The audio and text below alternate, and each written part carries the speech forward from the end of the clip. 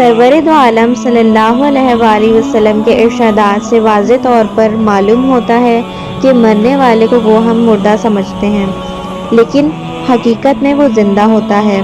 وہ کی زندگی ہماری اس زندگی سے مختلف ہوتی ہے۔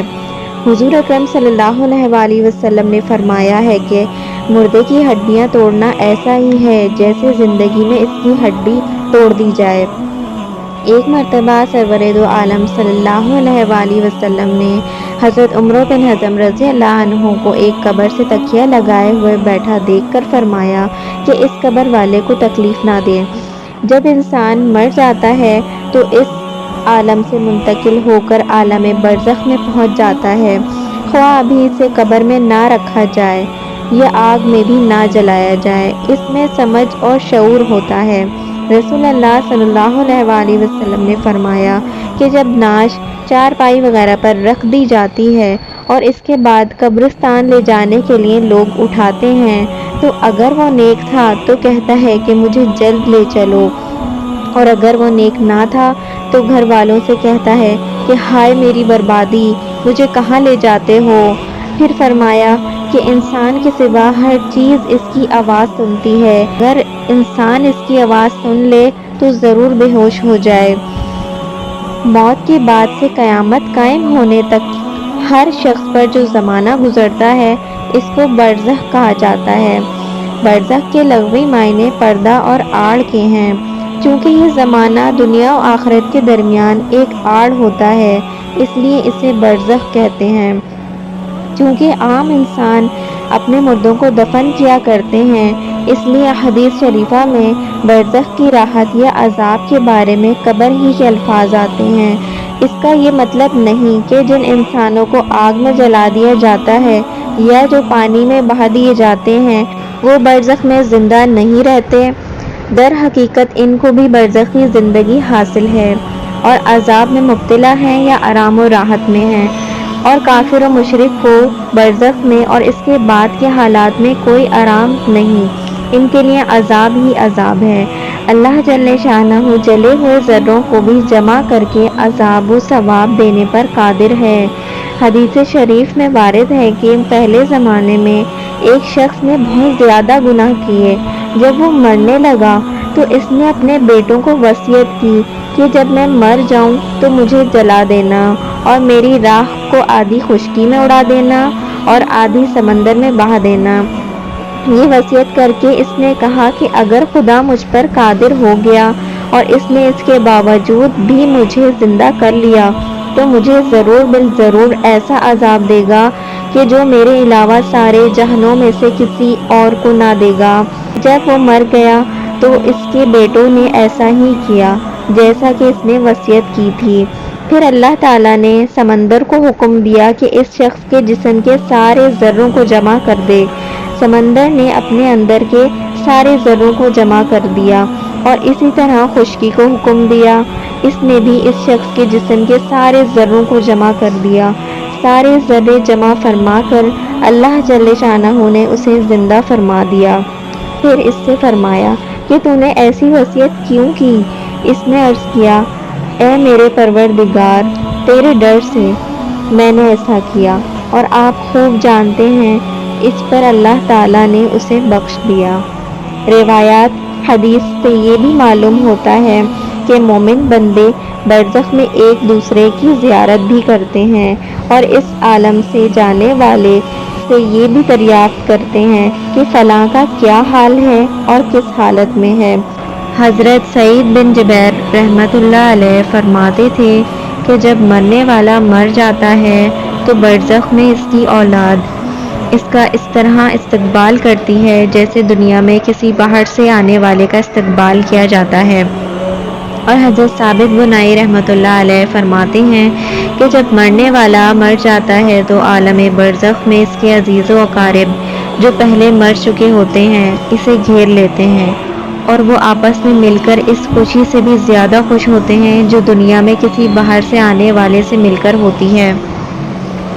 حضرت قیس بن قبیصہ رضی اللہ عنہ فرماتے ہیں کہ رسول اللہ صلی اللہ علیہ وآلہ وسلم نے فرمایا کہ جو شخص مومن نہیں ہوتا اسے مردوں سے بات چیت کرنے کی اجازت نہیں دی جاتی، کسی نے عرض کیا یا رسول اللہ صلی اللہ علیہ وسلم کیا مردے کلام بھی کرتے ہیں؟ ارشاد فرمایا ہاں، اور ایک دوسرے کی زیارت بھی کرتے ہیں۔ حضرت عائشہ صدیقہ رضی اللہ عنہا فرماتی ہیں کہ رسول اللہ صلی اللہ علیہ وسلم نے فرمایا کہ جو شخص اپنے مسلمان بھائی کی قبر کی زیارت کرتا ہے اور اس کے پاس بیٹھتا ہے تو وہ صاحب قبر اس کے سلام کا جواب دیتا ہے اور اس سے مانوس ہوتا ہے، یہاں تک کہ زیارت کرنے والا اٹھ کر چلا جاتا ہے۔ حضرت ام بشر رضی اللہ عنہا فرماتی ہیں کہ رسول اللہ صلی اللہ علیہ وسلم سے میں نے عرض کیا کہ یا رسول اللہ صلی اللہ علیہ وسلم کیا مردے آپس میں ایک دوسرے کو پہچانتے ہیں؟ آپ صلی اللہ علیہ وسلم نے فرمایا تیرا بھلا ہو، روح مطمئنہ جنت میں سبز پرندوں کے قالب میں ہوتی ہے۔ اب تو خود سمجھ لے کہ پرندے اگر آپس میں درختوں پر ایک دوسرے کو پہچانتے ہیں تو روحیں بھی آپس میں ایک دوسرے کو پہچانتی ہیں۔ حضرت ابو سعید خدری رضی اللہ عنہ روایت کرتے ہیں کہ رسول اللہ صلی اللہ علیہ وسلم نے ارشاد فرمایا کہ جو شخص قرآن شریف پڑھنا شروع کرے اور پورا کیے بغیر ہی مر جائے تو قبر میں ایک فرشتہ اسے قرآن شریف پڑھاتا ہے، چنانچہ وہ اللہ سے اس حال میں ملاقات کرے گا کہ اسے پورا قرآن حفظ ہوگا۔ جو حضرات اعمال صالحہ میں زندگی خرچ کرتے ہیں اور مرنے کے بعد کی زندگی کا یقین رکھتے ہیں، اس دنیا میں ان کا دل نہیں لگتا اور موت کو یہاں کی زندگی پر ترجیح دیتے ہیں، اور جو لوگ یہاں کی زندگی کو برائیوں میں گزارتے ہیں وہ موت سے گھبراتے ہیں۔ سلیمان بن عبد الملک نے ابو حازم رحمۃ اللہ علیہ سے دریافت کیا کہ یہ بتائیے کہ ہم موت سے کیوں گھبراتے ہیں؟ انہوں نے فرمایا اس لیے گھبراتے ہو کہ تم نے دنیا کو آباد اور آخرت کو برباد کیا ہے، لہٰذا آبادی سے ویرانے میں جانا پسند نہیں کرتے۔ سلیمان نے کہا واقعی آپ سچ فرماتے ہیں۔ جس شخص کو قبر کی زندگی کا یقین ہو اور اپنے اعمال صالحہ کے بدلے وہاں اچھے حال میں رہنے کی امید ہو اور یہ سمجھتا ہو کہ اس عالم سے دوست احباب اقربا کو چھوڑ کر چلا جاؤں گا تو برزخ میں رشتہ دار اور جان پہچان والے مل جائیں گے، تو پھر موت سے کیوں گھبرائے اور اس زندگی کو برزخ کی زندگی پر کیوں ترجیح دے؟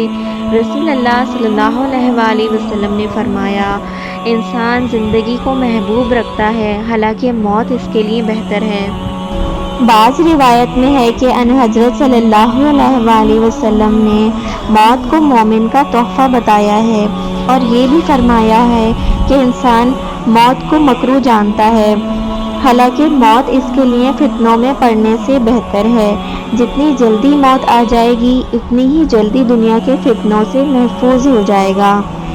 حضرت انس رضی اللہ عنہ فرماتے ہیں کہ رسول اللہ صلی اللہ علیہ وسلم نے ارشاد فرمایا کہ انسان کی دنیا سے انتقال کرنے کی مثال ایسی ہی ہے جیسے بچہ ماں کے پیٹ کی تنگی اور تاریکی سے نکل کر دنیا کی آرام و راحت میں آ جاتا ہے۔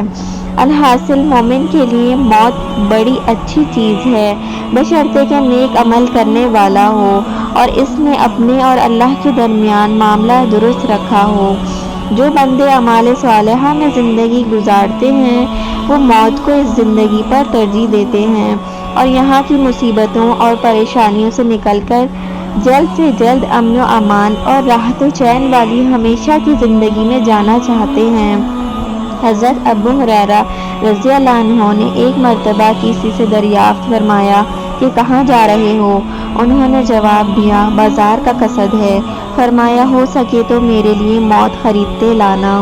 مطلب یہ تھا کہ ہمیں اس دنیا میں رہنا پسند نہیں ہے، اگر قیمت سے بھی موت ملے تو خرید لیں۔ حضرت خالد بن میدان رضی اللہ عنہ فرماتے ہیں کہ اگر کوئی شخص یہ کہے کہ جو شخص سب سے پہلے فلاں چیز چھو لے تو وہ اسی وقت مر جائے گا، تو مجھ سے پہلے کوئی شخص اس چیز کو نہیں چھو سکتا۔ ہاں اگر مجھ سے زیادہ دوڑ سکتا ہو اور مجھ سے پہلے پہنچ جائے تو اور بات ہے۔